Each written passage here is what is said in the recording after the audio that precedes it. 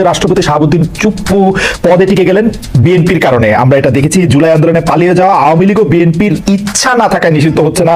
খোদ প্রধান উপদেষ্টা মিডিয়ায় সাক্ষাৎকার দিয়ে কথা বলেছেন। কিন্তু আওয়ামী লীগ পালিয়ে প্রবাসী, তারা যুক্তরাজ্য জাপানে রাজনৈতিক সভা করছে, সেখানে শেখ হাসিনা অডিওতে বক্তব্য দিচ্ছেন। প্রবাসে সক্রিয় আওয়ামী লীগকে কি দেশে সুযোগ দেওয়া উচিত নাকি অনুচিত? আপনি যদি ওইটা একটু বলতেন যে শেখ হাসিনা যে অডিওতে বক্তব্য দিচ্ছেন প্রবাসী বিভিন্ন জায়গায়, ওইটা দিয়ে যদি মন্তব্য করতেন। জি হ্যাঁ, ওইটা নিয়ে আমার মন্তব্য খুব পরিষ্কার। আমরা শুরুতেই শুনলাম যে শেখ হাসিনা দেশ থেকে পালিয়ে গেছে। পালাতে দিল কারা? এক, কেন তাকে? আমি জানি সেনাবাহিনীর সাহায্য নিয়ে তিনি বিমানে করে পালিয়ে গেছেন দেশ থেকে। সেনাবাহিনী তাকে তার হেফাজতে নিতে পারতো কিনা এই প্রশ্ন আমি রাখি, কারণ তিনি তো আসলে প্রত্যক্ষ এবং পরোক্ষ ভাবে 2000 হত্যাকাণ্ড, 25,000 মানে কি বলে অ্যাসল্ট এবং প্রায় 1,500 মানুষের চোখ হারানোর সঙ্গে সম্পৃক্ত, তাই না? দুর্নীতি সরিয়ে রাখি। দুই হলো 800 সামথিং এর একটা তালিকা নাকি ছিল সেনাবাহিনীর কাছে যারা তাদের হেফাজতে ছিল। সেই তালিকায় কাদের নাম ছিল এখন পর্যন্ত আমরা জানি না। তারা দেশ থেকে পালালো কি করে বা আদৌ পালিয়েছে কিনা তাও আমরা জানি না। আচ্ছা, আমরা অল্প কিছু লোককে বিচারের আওতায় আনতে দেখলাম, এবং ফর এক্সাম্পল সালমানের রহমানের বিরুদ্ধে খুনের মামলা। আরে যার বিরুদ্ধে আপনি শেয়ার কেলেঙ্কারি নিয়ে কিংবা ব্যাংক লোপাট নিয়ে বা এস আলমের বিরুদ্ধে ব্যাংক খাওয়া নিয়ে মামলা করতে পারেন, তাদের বিরুদ্ধে আপনি 302-তে গেলেন। মানে যার যেদিকে যাওয়ার কথা না তারটা সেদিকে গেলেন। এতে হয় কি, মামলার মেরিট কমে যায়, জনগণের বিশ্বাস কমে যায়, এবং last but not the least মানুষ মনে করে ও ওরা তো এখন পাওয়ারে নাই, এখন সব ওদের বিরুদ্ধে ভালো মামলা হবে। আবার যখন ওরা পাওয়ারে আসবে তখন এগুলো সব ভালো মামলা হিসেবে বাতিল হয়ে যাবে। এই কালচারের মধ্যে আমরা চলতেছি। এবং এখন তো ন্যারেটিভ আরো পাল্টে গেছে যে শেখ হাসিনা আসলে বিদেশে পালায় যান নাই, জানো নাই, তাকে জোর করে তাকে একটি বিমানে উঠিয়ে দেওয়া হয়েছে এবং সেখান থেকে জোর করে তাকে মানে বাইর করে দেওয়া হয়েছে, যেটা আসলে প্র্যাকটিক্যালি ইম্পসিবল। শেখ হাসিনা প্রধানমন্ত্রী থাকা অবস্থায় তিনি যদি চাইতেন তার গায়ে স্পর্শ করার আগে এসএসএফ এর অনেক জায়গাগুলি পার হয়ে অনেকগুলি হয়তো তিনি পালায় গেছেন, সেইটাই ঠিক। বাট ন্যারেটিভ এখন পাল্টানো হতে পারে না। এইটা মানে আপনার কাছে কি মনে হয় যে মানে ভারতে উনি আছেন, ভারত সরকারের সমর্থন নিয়ে উনি যে কোনো সময় টুপ করে এসে খুব করে ক্ষমতা নিয়ে নেবেন, আপনার এরকম মানে এই বয়ানটা আপনার কাছে কিরকম লাগে? মানে এটা খুবই অস্বাভাবিক, এটা হবার কোনো সুযোগ নেই। ভারত এটা খুব ভালোই বোঝে। কিন্তু ভারতের যে বিষয়টার সমস্যা হচ্ছে সেটা হচ্ছে যে শেখ হাসিনা একটা কথা কিন্তু বলে ফেলেছিলেন, ভারতকে আমি যা দিয়েছি সেটা তারা আজীবন মনে রাখবে। এবং সত্যি আমরা এমন কিছু নেই যেটা ভারত চেয়েছে এবং পায়নি, কিংবা এমন কিছু যেটা ভারতের জন্য কল্যাণকর কিন্তু হয়তো মুখ ফুটে ভারত চাইতে পারেনি, সেটাও শেখ হাসিনা দিয়েছে। শেখ হাসিনাকে যদি ভারত এই মুহূর্তে রিটার্ন ব্যাক করে বাংলাদেশে, কিংবা আশ্রয় না দিত, সেই 5ই আগস্টের কথা আমি বলছি, তাহলে কিন্তু ভবিষ্যতে আর কেউ শেখ হাসিনার মতন এভাবে কর্মচারীর মতো আচরণ হয়তো আর কোনো সরকার প্রধান করবে না ভবিষ্যতে।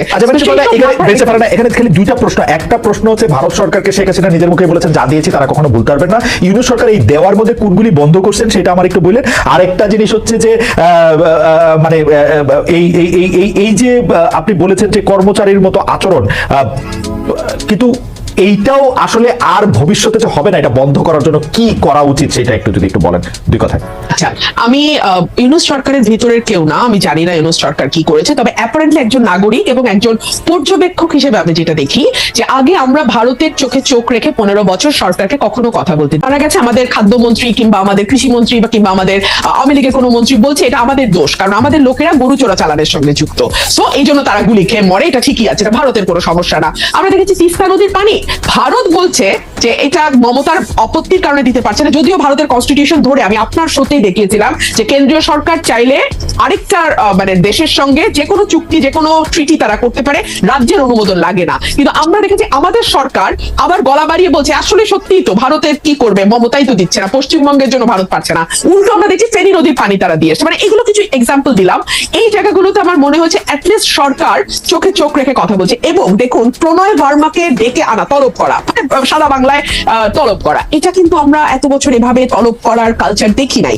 এটাতে যে খুব মহাভারত উল্টে যাবে কিংবা বিরাট কোনো বিপ্লব হয়ে গেল, নো। কিন্তু আমার তো একটা সত্তা আছে, স্বাধীন সত্তা, সেই সত্তাটা এবং বাংলাদেশের নাগরিক হিসেবে, একটা সার্বভৌম দেশের নাগরিক হিসেবে তো আমার কিছু চাওয়া, কিছু সম্মান আছে, তাই না? সেই জায়গাটাতে আমি উজ্জীবিত হই, সেই জায়গাটাতে আমি একটা স্পিরিট খুঁজে পাই, এইটুকুই। আর দ্বিতীয় যে প্রশ্নটা আপনি করেছেন যে একই রকম সরকার বা নতজানু সরকার ভবিষ্যতে আর আসবে কিনা, এখানেই না জনগণের নাগরিক হয়ে ওঠার Okay. প্রশ্নটা সম্পর্কিত, যেটা আমি আপনাকে কিছুক্ষণ আগে পার্লামেন্টের উদাহরণ দিয়ে বুঝাচ্ছিলাম। এই দেশের মানুষ যেমন মনে করে এমপির কাজ কালভার্ট আর ব্রিজ বানানো আর 20% সেখান থেকে পকেটে ঢুকানো, একইভাবে মানুষ মনে করে তারা এই দেশের নাগরিক না। মানুষ মনে করে যে তারা এই দেশে আছে প্রজার মতন, এই জন্য তারা ট্যাক্স দিতে চায় না। খেয়াল করবেন, এই দেশে কিন্তু কর জিডিপির অনুপাত সবচেয়ে নিচে, কারণ সে মনে করে ট্যাক্স দিয়ে আমার লাভ, ওই টাকাটাই গচ্ছা, আমি তো কোনো সেবা পাবো না। আমাকে সেবা পাইতে হলে ওই লোকাল চেয়ারম্যানের পা ধরতে হবে, Right. সামাজিক সুরক্ষায় যাইতে হলে আমাদের ওই এমপি সাহেবের পিএস এর পা ধরতে হবে। এই কারণে কি হয়, আমরা সিস্টেমকে ভোট দেই। আমাকে একটু সময় দেন খালেদ ভাই, আপনারা আর তো সময় নাই, তাহলে আপনি 30 সেকেন্ডে শেষ করেন, আর সময় নাই আমাদের। ঠিক আছে, জি। আমরা সিস্টেমকে ভোট দেই। হ্যাঁ, যে কারণে মান্না ভাই বলছিল যে উনি একা দাঁড়িয়েছেন, ওনার দলটা দাঁড়াতে পারছে না, কারণ মানুষ মনে করে এই দল তো ক্ষমতায় আসবে না, মানে এই দল তো পার্ট অফ দ্য সিস্টেম হবে না। পার্ট অফ দ্য সিস্টেম যদি না হয়, তাহলে তার ঘরের টিনের চালের জায়গায় একটা ভালো পাকা চাল আসবে না, তার ওএমএস এর কার্ডটা হবে না, তার বয়স্ক ভাতার কার্ডটা সে পাবে না। এই সব কারণে না মানুষ আসলে একটা মানে এক্সিস্টিং সিস্টেমের সাথে নিজেকে কোনোভাবে অ্যাকোমোডেট করতে থাকে। এই কারণে আমি 70, 50 বা 15 বছরের কথা বলছি। মানুষের ভেতরে সেই নাগরিক হয়ে ওঠা, রাষ্ট্রের অংশীদারত্ব দাবি করা এবং রাষ্ট্রের মঙ্গলে যে দিন শেষে তার বা তার ভবিষ্যৎ প্রজন্মের মঙ্গল হয়, এই বিষয়গুলো তার মগজে ঢোকা একটা প্রক্রিয়ার বিষয়, এবং এই প্রক্রিয়াটা সময় লাগবে খালেদ ভাই। এইটা আসলে খুবই মানে সারফেস লেভেলে আছে। বেশা ফারান, আপনাকে ধন্যবাদ। আনতে পারে মানে আপনি যদি একটু বলেন যে এই যুক্তরাষ্ট্র জাপান এখানে যে রাজনৈতিক সমাবেশ করতেছে, এটা আসলে ঠিক হচ্ছে কিনা, আবার মানে মানে মানে ডক্টর ইউনূস যে বলতেছেন আসলে বিএনপির জন্য পারতেছি না আওয়ামী লীগরে ঠিকঠাক করতে, ওইটা নিয়ে দেবেন যদি বলেন খুব মুশকিল। জানেন সম্ভবত খালেদ যে ডক্টর ইউনূস আমার ডাইরেক্ট টিচার ছিলেন। জি, চিটাগাং ইউনিভার্সিটি। ডাইরেক্ট টিচার থাকলে একটা অসুবিধা হয় না, যে সমাজের কিরকম নিজের মধ্যে লাগে। কিন্তু তারপরে আমি তো বলতে বাধ্য হচ্ছি যে ধরেন এখন সবথেকে ভালো ক্রিকেটারকে আপনি ফুটবল খেলতে দেবেন, আমি দিনে ওকে ফুটবল ভালো খেলতে হবে কি। ওনার আপনি প্রথম থেকে যে বক্তৃতাগুলো করেন সেগুলো যদি খেয়াল করেন, উনি বলছেন বাংলাদেশ হবে একটা ফ্যামিলি, আমরা ইনক্লুসিভ ডেমোক্রেসি করতে চাই। এই দুটো কথার ভিতরে কোনো ব্যাখ্যা দেননি, কিন্তু এটার ব্যাখ্যা একটাই দাঁড়ায় যে আপনি এদেরকে অ্যাকোমোডেট করে রাজনীতিটা করবেন। আমি এটাকে খারাপ ভালো কিছু বলছি না, কিন্তু আমি মনে করি it's a huge question from transition from fascism two democracy. কিভাবে যাবে, যেটা ডেমোক্রেটিক ওয়ে। ডক্টর ইউনূস সম্ভবত মনে করতেন একটা ডেমোক্রেটিক ওয়েতে যেতে হবে। আমেরিকানরা তো সবসময় তাই বলে করে গণতান্ত্রিক পদ্ধতিতে এইটা করা যাবে না, এগুলো সব বলে।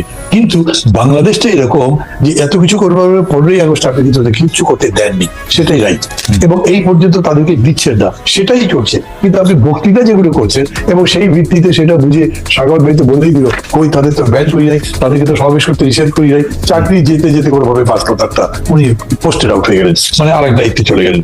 তো এই ক্রাইসিসটা আগে বুঝতে হবে, আমরা এই গণতন্ত্রের প্রত্যাবর্তনটা করবো যে সেই পদ্ধতি কি। এটা ট্রায়াল এন্ড এরর দিয়ে হতে পারে। আমি মনে করি যতদূর ডেমোক্রেটিক অ্যাটমসফিয়ার সেটা ভালো, আমি এটা প্রেফার করবো। এটা আমার ব্যক্তিগত চয়েস। ডক্টর ইউনূস যদি এটার পক্ষে থাকে, আমি তার সাথে আছি।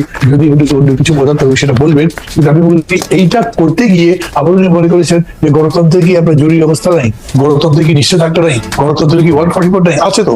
আপনি এগুলো চর্চা করেই কন্ট্রোল করতে পারতেন। আমরা যখন বলছি সাইবার সিকিউরিটি অ্যাক্ট সব বাতিল করে দেন, সেটা আমাদের সময় ছিল, কিন্তু এখন সাইবার সিকিউরিটি অ্যাক্ট বাতিল করবার কারণে আপনি শেখ হাসিনার বক্তৃতা বন্ধ করতে পারছেন না, অন্যান্য কাজ করতে পারছেন না। এইখানে ডেফিনেটলি গভর্নমেন্টের স্ট্রং হওয়া দরকার ছিল। কেন আমাদের দেশটাও অতখানি অভ্যস্ত নয়, অতখানি শিক্ষিত নয়। শেখ হাসিনা আবার বক্তৃতা করছে